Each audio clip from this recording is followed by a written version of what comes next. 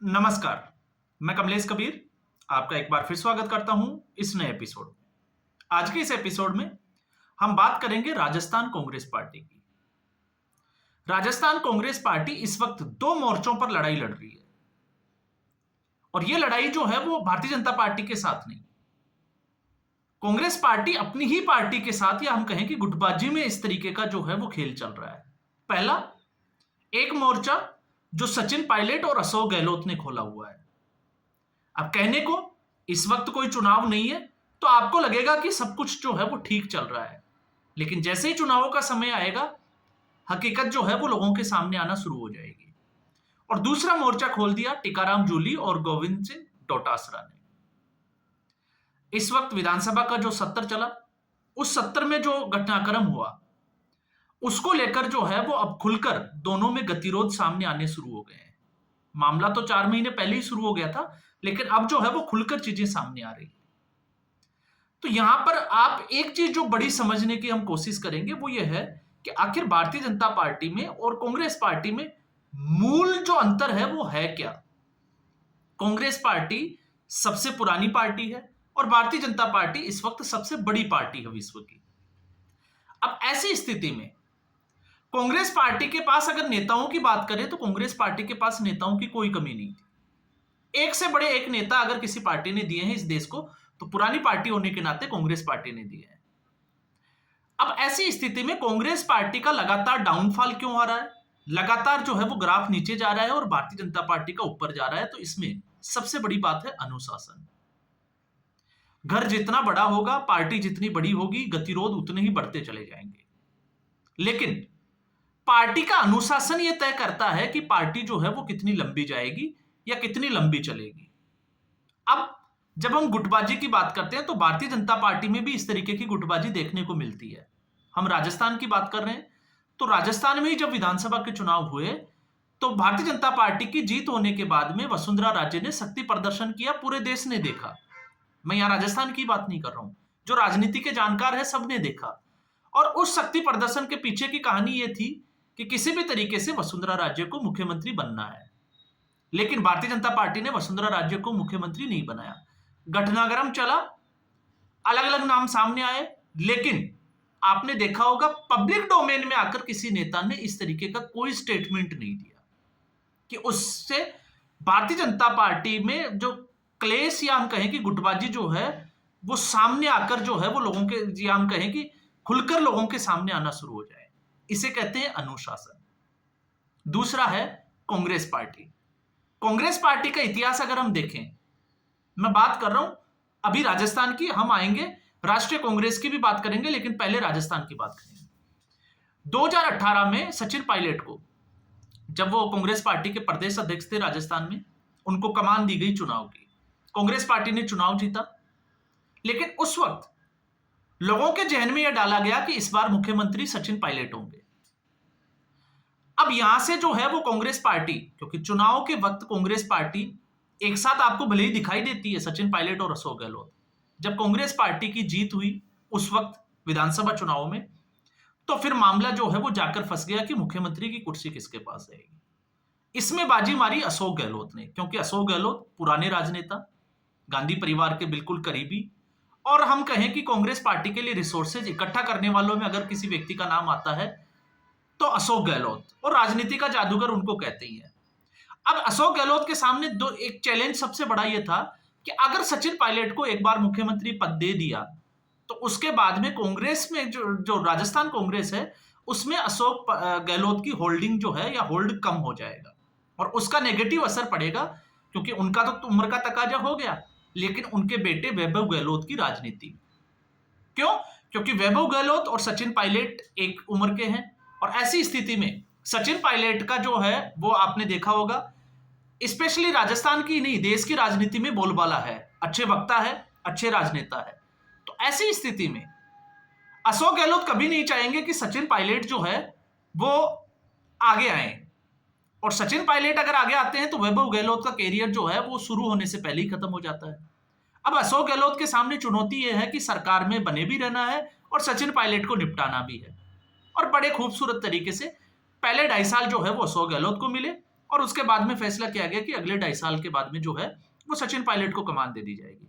2.5 साल हुए, सचिन पायलट ने उप मुख्यमंत्री के पद से इस्तीफा दिया और फिर उसके बाद में सचिन पायलट ने एक मोर्चा खोला अशोक गहलोत के खिलाफ, धरना प्रदर्शन किया, पैदल मार्च किया और उसके बाद मानेसर कांड देखा।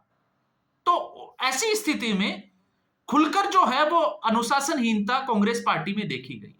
लेकिन फिर सवाल खड़ा यह हो जाता है कि जब इस तरीके की अनुशासनहीनता हुई तो फिर कांग्रेस पार्टी ने एक्शन क्यों नहीं लिया, उससे सबक क्यों नहीं लिया?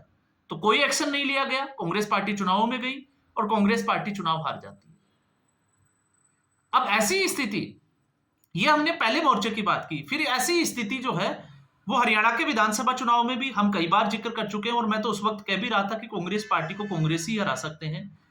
ठीक ऐसी ही गुटबाजी हुई हरियाणा में।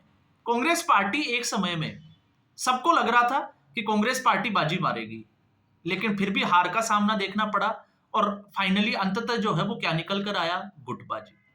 भूपेंद्र हुड्डा और अशोक गहलोत एक सिमिलर से नजर आते हैं राजनीति में, क्योंकि उधर वैभव गहलोत है, इधर दीपेंद्र हुड्डा को सेट करना है।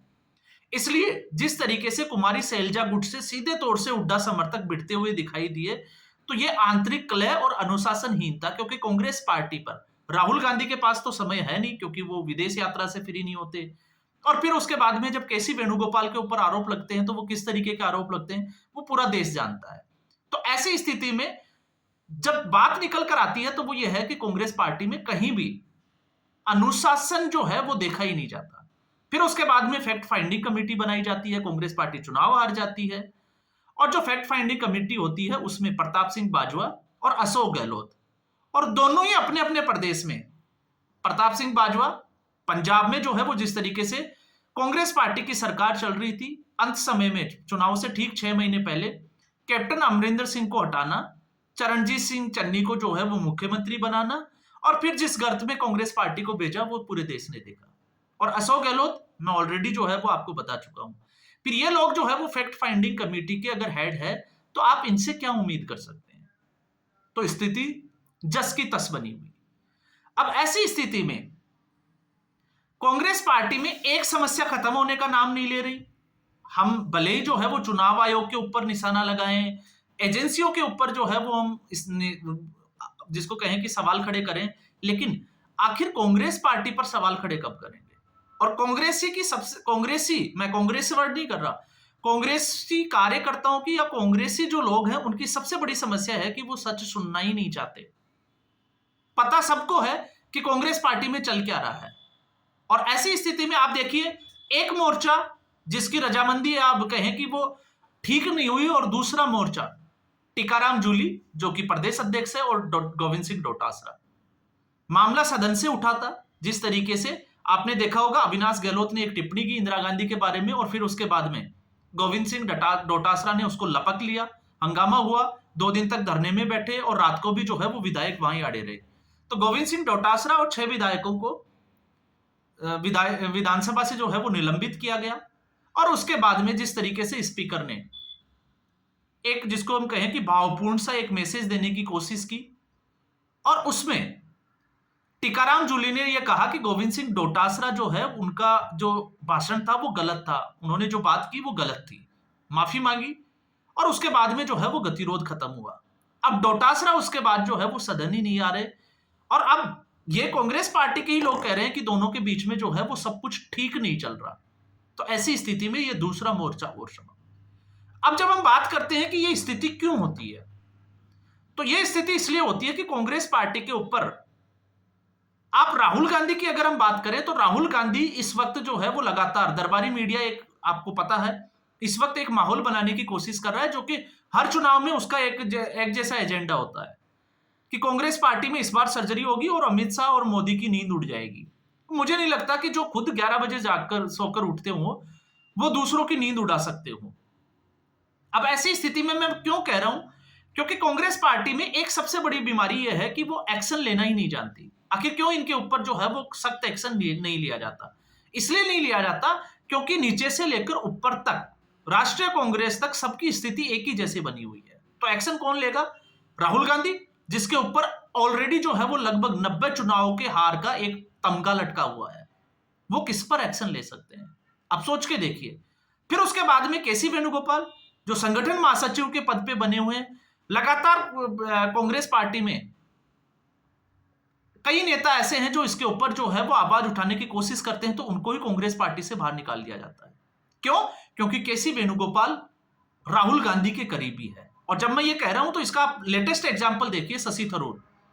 शशि थरूर, और जैसे ही शशि थरूर ने नरेंद्र मोदी का जो है वो ट्रंप के साथ जो मुलाकात थी उसको एक अच्छा कदम बताया, ठीक उसको जो है वो लपक लिया गया और शशि थरूर से दूरियां बनाना शुरू। लेकिन जब आप अंदरूनी कहानी की बात करोगे तो अंदरूनी कहानी यह है कि केसी वेणुगोपाल और शशि थरूर दोनों ही केरल से आते हैं, एक ही समाज से आते हैं, और दोनों की आप महत्वाकांक्षा को समझ सकते हैं। तो केसी वेणुगोपाल कभी नहीं चाहेंगे कि शशि थरूर उस लेवल तक आए जिस लेवल तक वो है। तो कम्युनिकेशन गैप हुआ, और कम्युनिकेशन गैप होने का मतलब यह हुआ कि केसी वेणुगोपाल जैसा चाहेंगे राहुल गांधी वैसा ही करेंगे। और जब तक ये चलता रहेगा तब तक आप और मैं सिर्फ जो है वो बातें कर सकते हैं। आप लोग जो है वो ये कह सकते हो कि मैं गोदी मीडिया से हूं या पेड पत्रकार हूं, तो मैं पत्रकार तो हूं नहीं। ऐसी स्थिति में, और जहां पेड पत्रकारों की बात करते हैं, तो कांग्रेस पार्टी को इसका बड़ा अनुभव है, क्योंकि 2014 से पहले कांग्रेस पार्टी इसी तरीके से चलती थी। और आज स्थिति यह हो गई कि कांग्रेस पार्टी मीडिया से दूरी बना के चलती है। कोई सवाल करता है तो उसको बीजेपी का जो है वो, जिसको कहें कि आई कार्ड जो है वो लटकाने के लिए बोल दिया जाता है। कांग्रेस पार्टी का जिस मुख्यालय का उद्घाटन हुआ उसमें मीडिया को बुलाया ही नहीं जाता है। वो तमाम तरीके की चीजें जो है वो अब बाहर आना शुरू हो गई है। तो ऐसी स्थिति में कांग्रेस पार्टी किस मोर्चे के ऊपर जो है वो भारतीय जनता पार्टी से आगे दिखाई देती है, शायद ही किसी को समझ में आए। तो राजस्थान में झगड़ा कम नहीं था, और यह झगड़ा जो है वो फिर खुलकर सामने आएगा, क्योंकि अभी चुनाव नहीं है, इसलिए सचिन पायलट और अशोक गहलोत का एक दूसरे के खिलाफ जो है वो ज्यादा आपको स्टेटमेंट देखने को नहीं मिलेगा। लेकिन आप 2 साल और निकल जाने दीजिए, उसके बाद में फिर वही चीजें शुरू हो जाएगी, क्योंकि अब अशोक गहलोत की उम्र हो गई, अब वैभव गहलोत के ऊपर आएगी, फिर सचिन पायलट। तो स्थिति तो वो की वही बनी हुई है। उस तरफ टीकाराम जूली और गोविंद सिंह डोटासरा। तो कांग्रेस पार्टी कहां कहां काम करेगी, और इसके लिए सिर्फ और सिर्फ जो है वो अनुशासनहीनता जिम्मेदार है कि आखिर कांग्रेस पार्टी सख्त एक्शन क्यों नहीं लेती। और जब तक नहीं लेगी कुछ नहीं होने वाला है। जिस तरीके से आपने देखा हरियाणा में भी अभी नेता प्रतिपक्ष का भी जो है वो जिसको कहें कि किसको बनाया जाएगा, अभी इसका भी डिसीजन कांग्रेस पार्टी नहीं ले पा रही है। उसके बाद दिल्ली के विधानसभा चुनाव में जिस तरीके से जो है वो एक माहौल बना, और उस बने हुए माहौल में जहां अपना वोट बैंक जो है वो अपनी तरफ करने का एक मौका था, कांग्रेस पार्टी फिर चूक गई। और समस्या वो की वही थी जिसकी हम इतनी देर से इस वीडियो में चर्चा कर रहे थे। तो अब आप समझ गए होंगे कांग्रेस पार्टी के हालात क्या है और क्या रहने वाले। तो आज के एपिसोड में बस इतना ही। उम्मीद करूंगा वीडियो एपिसोड आपको पसंद आया होगा। वीडियो को लाइक करें, शेयर करें, चैनल जरूर सब्सक्राइब करें। धन्यवाद।